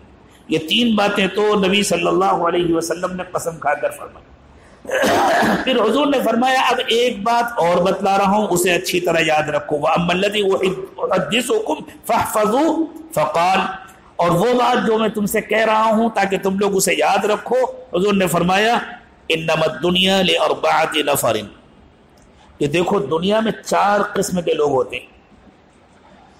دنیا میں جو انسان ہیں دولت کے اعتبار سے، مال کی تقسیم کے اعتبار سے اگر ان کو بانٹا جائے تو 4 خانوں میں بانٹا جا سکتا ہے۔ عبد رزقہ اللہ مالا وعلما فهو يتقي فيه ربه ويصل رحمه ويعمل لله فيه بحقه فهذا بأفضل المنازل۔ ایک بندہ وہ ہے جس کو اللہ نے دولت مند بھی بنایا، متقی بھی بنایا، دولت بھی ہے اس کے پاس اور دل میں اللہ کا ڈر بھی ہے، علم بھی ہے، اس نے سیکھا ہے، اس نے پڑھا ہے، اس نے جانکاروں سے معلوم کیا ہے کہ کہاں خرچ کرنے سے اللہ خوش ہوتے ہیں، کہاں خرچ کرنے سے اللہ ناراض ہوتے ہیں، کس طرح کمانے سے اللہ خوش ہوتے ہیں، کس طرح کمانے سے اللہ ناراض ہوتے ہیں۔ وہ اسی طرح کماتا ہے جس طرح کمانے سے اللہ راضی ہوتے ہیں، وہ وہیں خرچ کرتا ہے جہاں خرچ کرنے سے اللہ خوش ہوتے ہیں، وہ ہر وقت ڈرتا ہے چھپ کر رہتا ہے، چھوٹا بن کر رہتا ہے، ڈرتا رہتا ہے کہیں اس دولت کی وجہ سے میرے دل میں میل نہ آ جائے، میرے دل میں گرد و غبار نہ آ جائے، میرے دل میں بڑائی نہ آ جائے۔ تو فرمایا ایک بندہ وہ ہے جس کو اللہ نے مال بھی دیا، علم بھی دیا، تو وہ اس مال کے سلسلے میں اللہ سے ڈرتا رہتا ہے، کمانے میں بھی ڈرتا ہے، خرچ کرنے میں بھی ڈرتا ہے، اور اس مال کے ذریعے سے وہ صلہ رحمی کرتا ہے، اپنے رشتہ داروں پر خرچ کرتا ہے، اپنے والدین پر خرچ کرتا ہے، اپنے بہن بھائیوں پر خرچ کرتا ہے، اپنے دوسرے قریب کے دور کے رشتہ داروں پر خرچ کرتا ہے۔ مال سارا اس لیے نہیں کہ سب ہم ہی کھا لیں، سب ہم اپنے بچوں کے لیے جمع کر لیں۔ مال اللہ نے دیا ہے تو اپنے ضرورت مند رشتہ داروں کا سب سے پہلے خیال کرنا چاہیے، اپنے بال بچوں کے بعد، دوسروں سے پہلے۔ لوگوں کیا ہوتا ہے، فلاں مسجد میں لگا دیا، بھائی پریشان ہے اس کا خیال نہیں، چچا پریشان ہے، کوئی قریب کا رشتہ دار پریشان ہے اس کا خیال نہیں۔ کیوں؟ مسجد میں لگائیں گے تو نام ہوگا کہ مولانا صاحب نے اتنا ماربل دیا اور اتنی مینار بنوایا اور ایسا محراب بنوایا، یہاں کوئی نام نہیں ہوگا۔ یا اس وجہ سے بھی کہ صاحب یہ گھر والے تو میری عزت نہیں کرتے، رشتہ داروں سے عام طور سے یہ شکایت ہوتی ہے، ارے وہ کرے یا نہ کرے، ہمیں تو جو کچھ کرنا ہے اللہ کے لیے کرنا ہے۔ تو حضور نے فرمایا کہ پہلا بندہ وہ جس کو اللہ نے مال بھی دیا، علم بھی دیا، وہ مال کے سلسلے میں اللہ سے ڈرتا ہے، صلہ رحمی کرتا ہے، وَيَعْمَلُ لِلَّهِ فِيهِ بِحَقِّهِ، اور اللہ کے لیے اس مال کا حق ادا کرتا ہے۔ فَهَذَا بِأَفْضَلِ الْمَنَازِلِ، قیامت کے دن اس کا مقام بہت بلند ہوگا۔ اللہ ہمیں اپنی نعمتوں سے محروم نہ فرمائے، لیکن ایسا بنا دے۔ ہاں، اللہ ہمارا کاروبار کم نہ کرے، ہماری روزی کم نہ کرے، لیکن اللہ ہم سب کو ایسا بنائے۔ فرمایا وَعَبْدٍ رَزَقَهُ اللَّهُ عِلْمًا وَلَمْ يَرْزُقْهُ مَالًا، ایک دوسرا بندہ ہے جس کے پاس علم تو ہے، اللہ سے ڈرتا ہے، لیکن مال نہیں ہے۔ فَهُوَ صَادِقُ النِّيَّةِ، اس کی نیت بہت اچھی ہے۔ یقول لو ان لی مالا لعملت بعمل فلان، اس کی تمنا ہوتی ہے کاش کہ میرے پاس بھی مال ہوتا تو فلاں صاحب جس طرح اپنے رشتہ داروں کی خدمت کرتے ہیں، جس طرح بیماروں کا علاج کراتے ہیں، جس طرح مسجد و مدرسے پر خرچ کرتے ہیں، جس طرح دوسرے خیر کے کاموں میں جہاں بھی ضرورت ہوتی ہے خرچ کرتے ہیں، کاش کہ میرے پاس بھی مال ہوتا تو میں بھی اسی طرح خرچ کرتا۔ اللہ نے فرمایا قیامت کے دن اس کی اس نیت کی برکت سے اس کو بھی وہی مقام ملے گا جو اس کو ملا۔ فَأَجْرُهُمَا سَوَاءٌ، دونوں کا اجر قیامت کے دن برابر ہوگا۔ تیسرا بندہ وَعَبْدٍ، یہ بہت ڈرنے کی بات ہے، رَزَقَهُ اللَّهُ مَالًا وَلَمْ يَرْزُقْهُ عِلْمًا، تیسرا بندہ وہ ہے جو ہے تو دولت مند خوب کما لیا، اس کا مار کے، اس کا دبا کے، دھوکہ دے کے، جھوٹ بول کر کے، علم نہیں ہے اس کے بعد کیسے کمانا ہے، اور پھر خرچ کرنے میں شادی میں یوں خرچ ہو رہا ہے، فلاں موقع پر یوں خرچ ہو رہا ہے، تو جو غلط خرچ کے جو طریقے ہیں۔ فهو يتخبط في ماله لغير علم لا يتقي فيه ربه ولا يصل فيه رحمه ولا يعمل فيه بحق،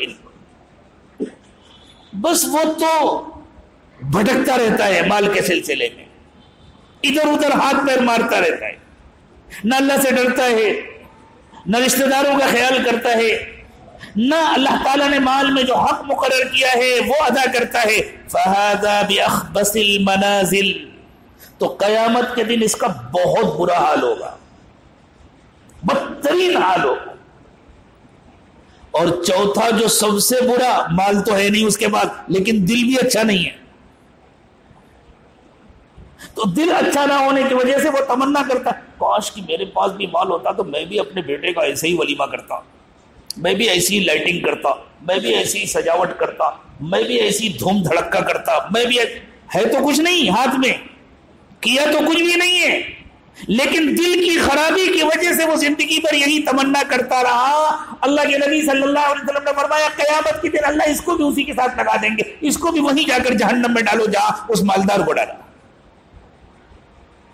وَعَبْدٍ لَمْ يَرْزُقْهُ اللَّهُ مَالًا وَلَا عِلْمًا فَهُوَ يَقُولُ لَوْ أَنَّ لِي مَالًا لَعَمِلْتُ فِيهِ بِعَمَلِ فُلَانٍ فَهُوَ نِيَتُهُ وَوِزْرُهُ مَا سَوَا، تو اس کے پاس مال تو نہیں تھا لیکن دل اچھا نہیں تھا، اس لیے اس کی تمنا تھی کاش کہ میرے پاس بھی مال ہوتا تو میں بھی ایسی فضول خرچیاں کرتا، میں بھی ایسی دکھاوے کے کام کرتا۔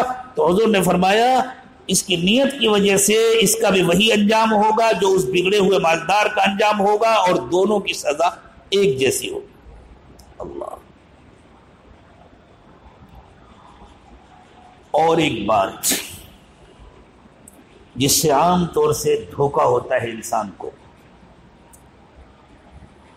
کہ آدمی اللہ کی نافرمانی کرتا رہتا ہے اور اللہ اسے دنیا کی دولت دیتے رہتے،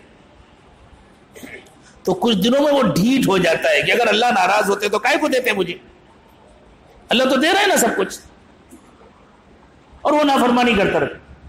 نافرمانی صرف جھوٹ بولنا ہی نہیں ہے، نافرمانی صرف دھوکہ دینا ہی نہیں ہے، نافرمانی صرف زنا کرنا، شراب پینا، چوری کرنا ہی نہیں ہے، دل کا اللہ سے غافل ہونا یہ بھی نافرمانی ہے، دل میں کبر ہونا یہ بھی نافرمانی ہے، بڑے بڑے بول بولنا یہ بھی نافرمانی ہے، دکھاوے کے جذبات ہونا یہ بھی نافرمانی ہے، اور یہ نافرمانیاں ان نافرمانیوں سے زیادہ بڑی ہیں جن کو کھلا کھلا نافرمانی سمجھا جاتا ہے، اس سے زیادہ خطرناک ہے یہ نافرمانی، کہ آدمی کو اللہ کو راضی کرنے کی فکر نہیں ہے، آخرت بنانے کی فکر نہیں ہے، اپنی اصلاح کرنے کی فکر نہیں ہے، اپنی روحانی بیماریاں اور ظاہری اعمال کو درست کرنے کی فکر نہیں ہے، اور اللہ برابر دولت دیے جا رہی۔ حضرت عقبہ ابن عامر رضی اللہ تعالی عنہ راوی ہیں، فرماتے ہیں اللہ کے رسول صلی اللہ علیہ وسلم نے ارشاد فرمایا اذا رأيت اللہ عز وجل يعطي العبد على معاصی ما يحب فإنما هو استدراج، کہ اگر تم کسی بندے کو دیکھو کہ وہ مسلسل اللہ کی نافرمانی کر رہا ہے اور اللہ اس کی خواہش کے مطابق اس کو دولت دے رہے ہیں، اس کی خواہش کے مطابق اس کو عزت دے رہے ہیں، اس کی خواہش کے مطابق اس کو زندگی کا سامان دے رہے ہیں، تو اس کو اللہ کی نعمت مت سمجھو، اس کو اللہ کی ڈھیل سمجھو، یہ استدراج ہے۔ استدراج کسے کہتے ہیں؟ جیسے چوہے کے لیے گھی لگا کر کے روٹی لگائی جاتی ہے نا، تو وہ چوہے کی محبت میں تھوڑی لگائی جاتی ہے، وہ اس لیے لگائی جاتی ہے کہ اندر آئے اور پھنسے، یہ ہے استدراج۔ تو نبی صلی اللہ علیہ وسلم نے فرمایا استدراج ہے، اب اللہ نے اس کو چھوڑ دیا ہے، اب اس کو پورے طور پر جو کرنا ہے کر لینا دو، ہم ایک ساتھ اس کی پکڑ کریں گے۔ اور پھر حضور اکرم صلی اللہ علیہ وسلم نے یہ آیت کریمہ تلاوت فرمائی فَلَمَّا نَسُوا مَا ذُكِّرُوا بِهِ فَتَحْنَا عَلَيْهِمْ أَبْوَابَ كُلِّ شَيْءٍ حَتَّى إِذَا فَرِحُوا بِمَا أُوتُوا أَخَذْنَاهُمْ بَغْتَةً فَإِذَا هُمْ مُبْلِسُونَ، جب انہوں نے بھلا دیا ان باتوں کو جن کی ان کو نصیحت کی گئی تھی، تو ہم نے کھول دیے ان پر دنیا کی سب نعمتوں کے دروازے، یہاں تک کہ جب وہ ان نعمتوں کے ملنے پر خوب مست ہو گئے اور اترانے لگے تو ہم نے ایک دم ان کو اپنی سخت پکڑ میں لے لیا، بس وہ حیران و ششدر اور آئندہ کے لیے بالکل نا امید ہو کر رہ گئے۔ موت آتی ہے اور پھر اللہ تعالیٰ پکڑ کرتے ہیں، وہاں سے لوٹنے کا کوئی موقع نہیں ہوتا۔ اسی طرح اللہ کے نبی صلی اللہ علیہ وسلم نے ارشاد فرمایا ہے کہ اگر کسی نافرمان کے پاس جو مسلسل اللہ کی نافرمانی کر رہا ہے تمہیں نعمتیں نظر آئیں تو تم اسے رشک کی نظر سے مت دیکھو کہ کتنا خوش نصیب ہے، اس کے پاس کتنی نعمتیں ہیں، ڈرو اللہ کا کرم ہے، اللہ کا احسان ہے، اللہ نے نافرمانیوں کے ساتھ ایسی نعمتوں سے ہماری حفاظت فرمائی ہے، اس لیے کہ اب اسے اللہ کے پاس جا کر ہمیشہ ہمیش کی سزا بھگتنی ہے۔ ایمان والوں کے ساتھ اللہ کا معاملہ الگ ہے، اس لیے کہ ایمان والوں سے اللہ کو خاص تعلق ہے، ایمان والوں کو اللہ بچانا چاہتے ہیں۔ ہم نے تھوڑی سی بھی ایمان کی ڈور اپنی باقی رکھی ہے نا، تو یہ اللہ کی محبت ہے کہ اللہ تعالیٰ ہمیں بچانا چاہتے ہیں، اور جو ایمان سے محروم ہے اللہ نے ان کو ڈھیل دے دی ہے، دنیا میں جو چاہیے لے لو، ہم تو تمہارے ساتھ ایک ساتھ معاملہ کریں گے۔ آپ حضرت ابو ہریرہ رضی اللہ تعالی عنہ فرماتے ہیں کہ رسول اللہ صلی اللہ علیہ وسلم نے ارشاد فرمایا لا تغبطن فاجرا بنعمت کسی گنہگار کو نعمت میں دیکھو تو کبھی بھی رشک کی نظر سے مت دیکھو. فَإِنَّكَ لَا تَدْرِي مَا هُوَ لَاقٍ بَعْدَ مَوْتِهِ, تمہیں کیا پتا موت کے بعد اس کا کیا حال ہونے والا ہے. إِنَّ لَهُ عِندَ اللَّهِ قَاتِلًا لَا يَمُوتُ یعنی النار, قیامت کے دن مرنے کے بعد اس پر ایک ایسا قاتل مسلط کر دیا جائے گا جسے کبھی موت نہیں آئے گی, یعنی جہنم کی آگ. یعنی جہنم کی آگ اسے ایسا جلائے گی گویا اسے قتل کر رہی ہے, اور نہ اس کو کبھی موت آئے گی نہ اس آگ کو کبھی موت آئے گی, نہ جہنم کی سزا کبھی ختم ہوگی نہ سزا پانے والا کبھی ختم ہوگا. اللہ اس سے ہم سب کی حفاظت فرمائے. تو میرے دوستوں اور بزرگوں, اللہ نے جو نعمتیں ہم سب کو عطا فرمائی ہیں, اور اس زمانے میں کوئی غریب نہیں ہوتا, شاذ و نادر کوئی ہو. عام طور سے اس زمانے میں آدمی خواہشات کا غریب ہوتا ہے. فلاں شوق پورا نہیں ہو پا رہا اس لیے غریب ہے. اب بہت پریشان ہے اور جیب میں 20,000 کا موبائل پڑا ہوا ہے. جس کے جیب میں 20,000 روپے کا موبائل پڑا ہوا ہے وہ پریشان ہوگا. سب بہت پریشان ہیں. وہ 70,000 کی اسکوٹر ہے, موٹر سائیکل ہے, جس کے پاس 70,000 کی سواری ہے وہ پریشان ہے. پریشان تو وہ ہوتا ہے جس کے گھر میں فاقے ہوں. اس زمانے میں عام طور سے ہم لوگوں کی جو غربت ہوتی ہے نا, وہ خواہشات کی غربت ہے. اللہ نے بہت نعمتوں سے نوازا ہے, اور بھی ہماری جو ضرورتیں اللہ تعالیٰ ان کو پورا فرمائے. لیکن میرے دوستوں, میرے بھائیوں اور بزرگوں, متقی بننے میں ہمارا فائدہ ہے, اللہ کو راضی کرنے میں ہمارا فائدہ ہے. اور اللہ کو راضی کرنے کے لیے کوئی دوسری زندگی نہیں ملے گی کہ اس زندگی میں پیسے کما لیں, اس زندگی میں اللہ کو راضی کر لیں گے. اسی زندگی میں ہمیں اللہ کو راضی کرنا. اور یہ زندگی کتنی بڑی ہے کچھ پتہ نہیں ہے, کب موت آ جائے گی, کب سانس کی ڈور ٹوٹ جائے گی, کب ہم دنیا سے چلے جائیں گے کسی کو معلوم ہے. کتنے حادثات ہوتے رہتے ہیں, کتنے واقعات ہوتے رہتے ہیں. اچھا بھلا انسان ہے اور اچانک چلا گیا دنیا سے. اللہ سب کی حفاظت فرمائے, سب کو صحت و عافیت سے رکھے. لیکن کچھ پتہ نہیں ہے کہ ہم کب چلے جائیں گے. اس لیے سمجھداری یہ ہے کہ ہم ابھی سے طے کر لیں, اب ہم اللہ کی نافرمانی نہیں کریں, اب ہم جان بوجھ کر کوئی گناہ نہیں کریں, اور اپنے دل پر محنت کریں. دل کو بنانے کی محنت کریں گے. دل پر محنت کرنی پڑتی ہے, ایک دن میں نہیں بن جاتا.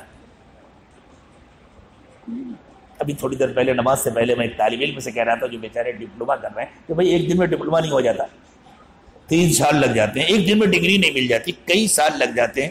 ایک دن میں کوئی ڈرائیور نہیں بن جاتا, ایک دن میں کسی کو لون چلانا نہیں آتا, ایک دن میں کوئی سائزنگ کا ماسٹر نہیں بن جاتا, ایک دن میں کوئی عورت روٹی پکانا نہیں سیکھ جاتی, کوئی ٹیلر کپڑے سینا نہیں سیکھ. تو ایک دن میں تھوڑی ہمارا دل بن جائے گا. محنت کرنی پڑتی ہے نا, کرتے کرتے آتا ہے.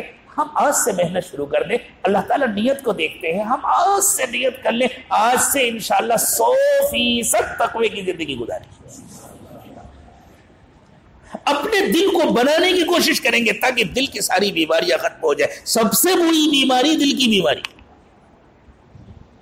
اللہ دل کی بیماریوں سے ہماری حفاظت فرمائے, جسمانی دل کی بیماریوں سے بھی حفاظت فرمائے, روحانی دل کی بیماریوں سے بھی ہماری حفاظت فرمائے.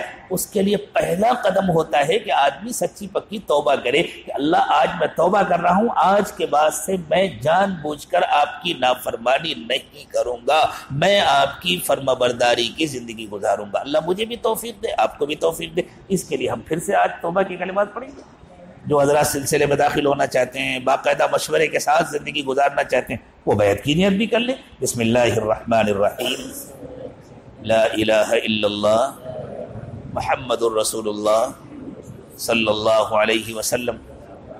آمنت باللہ وملائکتہ وکتبہ ورسلہ والیوم الآخر والقدر خیرہ وشرہ من اللہ تعالی والبعث بعد الموت.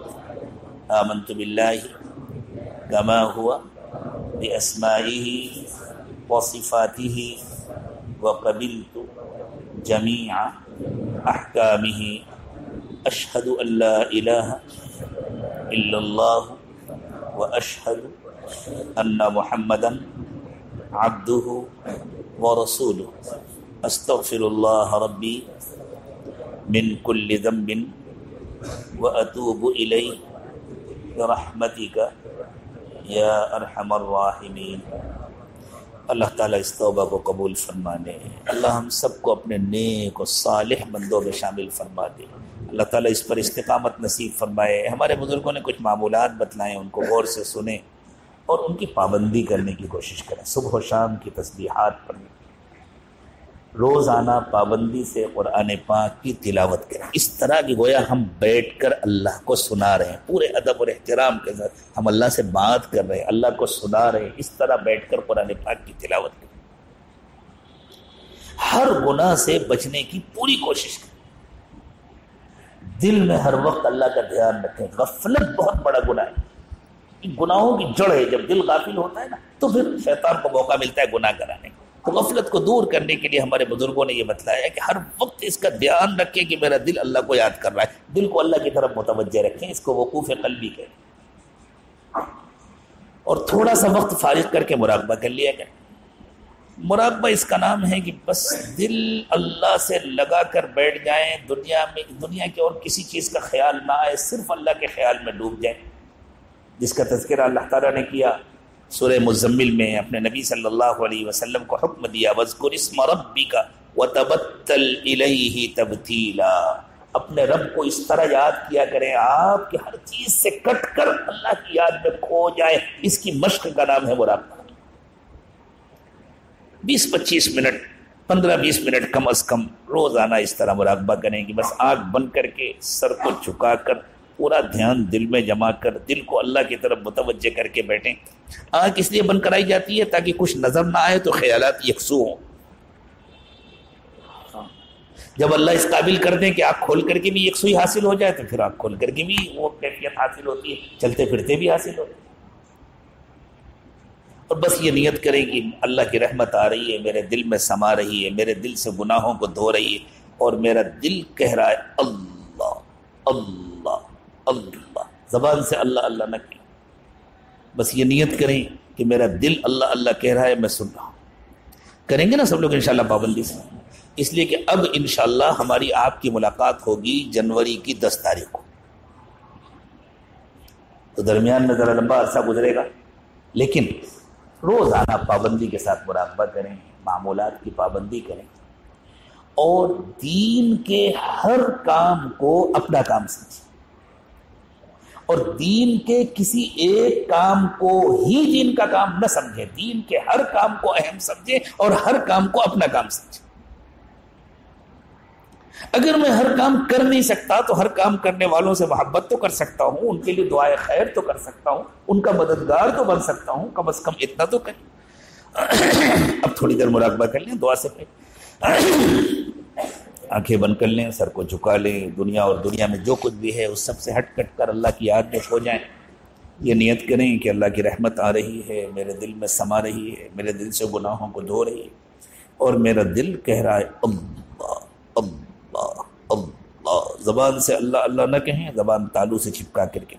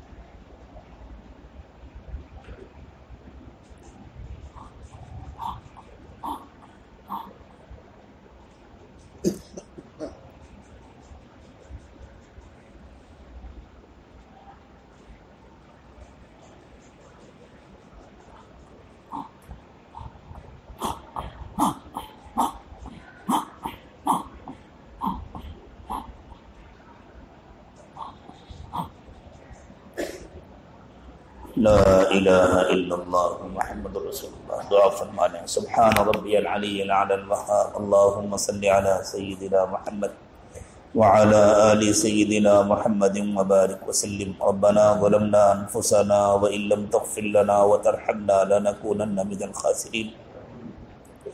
پروردگار عالم ہم آپ کے عاجز اور کمزور بندے ہیں، ہمارے حال پر رحم فرمائیے اللہ، دلوں کی گندگیاں دور فرما دیجیے اللہ۔ آپ نے ہمیں بے حساب ان گنت نعمتیں عطا فرمائی ہیں اللہ، سر سے پیر تک ہم آپ کی نعمتوں میں ڈوبے ہوئے اللہ، ناشکری کے وبال سے ہمیں بچا لیجیے اللہ، ناشکری سے حفاظت فرمائیے اللہ، ناشکری سے حفاظت فرمائیے اللہ، ہمیں نعمتوں سے محروم نہ فرمائیے لیکن ناشکری سے بچا دیجیے اللہ، شکر گزار بنا دیجیے اللہ، شکر گزار بنا دیجیے اللہ، متقی اور پرہیزگار بنا دیجیے اللہ، دل کی خرابیوں سے حفاظت فرمائیے اللہ، عجب سے، کبر سے، دکھاوے سے اللہ ہماری حفاظت فرمائیے اللہ، بری زندگی سے، بری موت سے، برے انجام سے حفاظت فرمائیے، اچھی زندگی، اچھی موت، اچھا انجام نصیب فرمائیے اللہ۔ اب تک کی زندگی میں ہم نے آپ کی بہت نافرمانیاں کی، بہت گناہ کیے اللہ، ہم اقراری مجرم ہیں، آپ کے در پر حاضر ہیں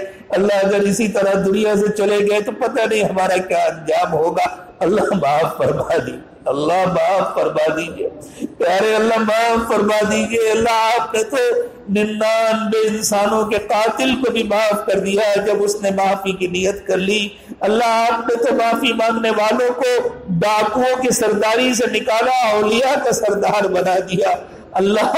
اللہ ہم بھی بڑے گنہگار ہیں، بڑے خطا کار ہیں اللہ، لیکن اللہ آج ہم نے سچے دل سے توبہ کی ہے اللہ، معافی مانگ رہے ہیں اللہ، آپ کے سوا کوئی معاف کرنے والا نہیں ہے اللہ، آپ کا دل تو بہت بڑا ہے اللہ، آپ کے پاس تو بڑی وسعت ہے، آپ تو فرماتے ہیں کہ کوئی سمندر کے جھاگ کے برابر کوئی گناہ کرے، کوئی زمین اور آسمان کے خلا کو اپنے گناہوں سے بھر دے لیکن سچے دل سے توبہ کرے تو میں معاف کر دیتا ہوں اللہ۔ پتہ نہیں ہماری توبہ آپ کی نظر میں سچی ہے یا نہیں اللہ، ہماری توبہ کو سچی بنا دیجئے اللہ، معاف کر دیجئے اللہ، ہمارے لیے دوسرا کوئی راستہ نہیں ہے، دوسرا کوئی چارہ نہیں ہے اللہ۔ اللہ آپ کے تو کروڑوں بندے ہیں، آپ کے بندوں میں انبیاء بھی ہیں، پیغمبر بھی ہیں، رسول بھی ہیں، اولیاء بھی ہیں، صدیقین بھی ہیں، شہداء بھی ہیں، صالحین بھی ہیں اللہ۔ آپ چھانٹنا چاہے تو آپ اپنے اچھے اچھے بندوں کو چھانٹ سکتے ہیں اور ہم جیسے گنہگاروں کو الگ کر سکتے ہیں اللہ۔ ہمارا تو آپ کے سوا دوسرا کوئی رب نہیں ہے اللہ، اللہ ہمارا تو دوسرا کوئی رب نہیں ہے اللہ، ہم کہیں جا نہیں سکتے، کسی اور کو پکار نہیں سکتے اللہ، ہم صرف آپ کا سجدہ کرتے ہیں، آپ کے در پر اپنا سر جھکاتے ہیں اور صرف آپ کے سامنے ہاتھ پھیلاتے ہیں پیارے اللہ۔ آج تو معاف فرما دیجیے اللہ، آج تو معاف کر دیجیے اللہ، آج تو سب کو اپنا بنا لیجیے اللہ، ہم سب کو متقی بنا دیجیے اللہ، ہمارے ظاہر کو بھی اچھا کر دیجیے، ہمارے باطن کو بھی اچھا کر دیجیے اللہ، اپنے نیک و مقبول بندوں میں شامل فرما لیجیے اللہ، اپنے نیک و مقبول بندوں میں شامل فرما لیجیے اللہ، دنیا کی تکلیفوں سے بھی حفاظت فرمائیے اللہ، ہماری بدعمالیوں کی وجہ سے ہمیں روزی کی تنگی میں مبتلا نہ فرمائیے اللہ، روزی کی تنگی سے حفاظت فرمائیے، روزی کی بے برکتی سے حفاظت فرمائیے، لیکن اللہ حرام اور مشتبہ روزی سے حفاظت فرمائیے اللہ۔ مال دیجیے لیکن مال کے وبال سے بچا دیجیے اللہ، مال کے ساتھ جو مصیبتیں آتی ہیں ان سے بچا دیجیے اللہ، ان مصیبتوں سے نمٹنا سکھا دیجیے اللہ، ان برائیوں سے بچنا سکھا دیجیے اللہ، کامل تقوی نصیب فرما دیجیے اللہ، کامل تقوی نصیب فرما دیجیے اللہ۔ آپ راضی ہو جائیے اللہ، آپ کو بنائے بغیر، آپ کو راضی کیے بغیر کسی کا کوئی کام نہیں بن سکتا اللہ، آپ مان جائیے اللہ، مان جائیے اللہ، راضی ہو جائیے اللہ۔ چھوٹا سا بچہ اگر اس کی ماں اس سے ناراض ہو جاتی ہے، بچے کو تو بولنا بھی نہیں آتا، راضی کرنا بھی نہیں آتا، منانا بھی نہیں آتا، بچے کو تو صرف رونا آتا ہے، جیسے ہی بچہ منہ بسوڑتا ہے اور رونا شروع کرتا ہے ماں کو پیار آ جاتا ہے، ماں آ کر اسے سینے سے لگا لیتی ہے، اپنا غصہ بھول جاتی ہے اللہ۔ اپنی آپ کے بڑے نادان بندے اس بچے سے زیادہ نادان ہے اور اللہ آپ ساری ماؤں سے زیادہ مہربان ہے اللہ، ہمیں بھی رونے کے سوا کچھ نہیں آتا اللہ، رو کر آپ سے معافی مانگ رہے ہیں اللہ، مان جائیے اللہ، مان جائیے اللہ، رحمت کی گود میں اٹھا لیجیے اللہ، رحمت کی گود میں اٹھا لیجیے اللہ، راضی ہو جائیے اللہ، اب تک کے تمام گناہوں کو معاف فرما دیجیے، آئندہ گناہوں سے پاک و صاف زندگی نصیب فرمائیے اللہ، اگلی زندگی کو پچھلی زندگی کا کفارہ بنا دیجیے، آنے والے وقت کو پچھلے وقت سے بہتر بنا دیجیے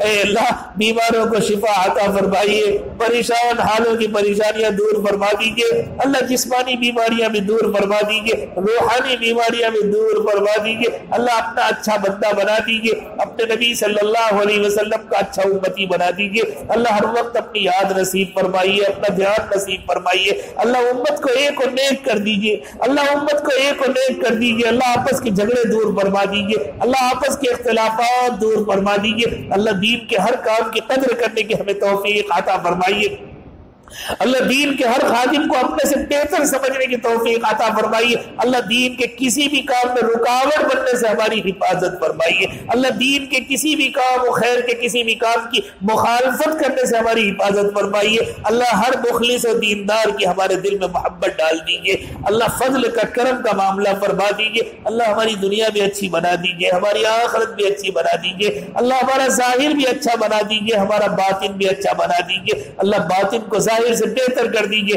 آخرت کو دنیا سے بہتر کر دیجئے، اللہ مقروضوں کا قرض ادا کرا دیجئے، پریشان حالوں کی پریشانیاں دور فرما دیجئے، جو بے روزگار ہیں ان کو حلال و پاکیزہ روزگار عطا فرمائیے، جو بے اولاد ہیں ان کو نیک و صالح اولاد عطا فرمائیے، اللہ جن گھروں میں جھگڑے ہیں، آپس کے اختلافات ہیں، اللہ ان جھگڑوں کو الفت سے بدل دیجئے، اختلافات کو محبت سے بدل دیجئے، پیار و محبت کی زندگی نصیب فرمائیے، اللہ بچوں اور بچیوں کو نیک و صالح بنائیے، ان کو اچھی تعلیم و تربیت سے آراستہ فرمائیے، ان کے لیے اچھے اور مناسب رشتوں کا انتظام فرمائیے، ان کو خوشیوں بھری زندگیاں عطا فرمائیے، اللہ ہم کو اور قیامت تک ہماری نسلوں کو دین و ایمان پر استقامت نصیب فرمائیے، اللہ پوری انسانیت کو جہنم سے بچا دیجیے، اللہ پوری انسانیت کو جہنم سے بچا دیجیے، اور اللہ ہم سب کو ذریعے اور سبب کے طور پر قبول فرما لیجیے، ربنا تقبل منا انک انت السمیع العلیم وتب علینا انک انت التواب الرحیم، سبحان ربک رب العزة عما يصفون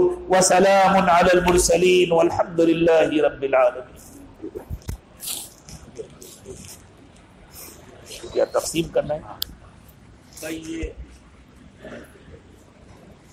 یہ منزل کے نام